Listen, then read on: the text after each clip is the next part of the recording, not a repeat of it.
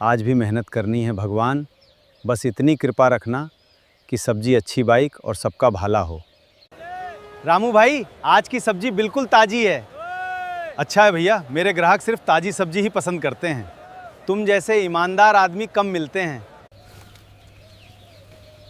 सब्जी जितनी साफ और ताज़ी होगी उतने ही खुश मेरे ग्राहक होंगे।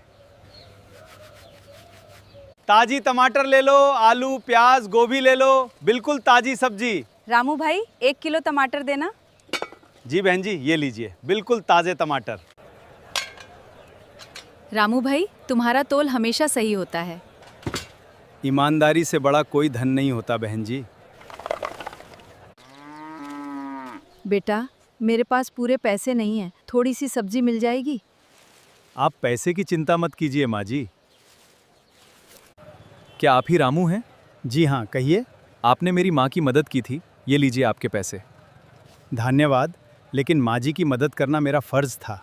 मैं तो हमेशा रामू से ही सब्जी खरीदूंगा। ये कभी धोखा नहीं देता। आप सबका भरोसा ही इंसान अगर मेहनत, ईमानदारी और दया से एक दिन जरूर मिलती है। इस कहानी से हमें यही सीख मिलती है।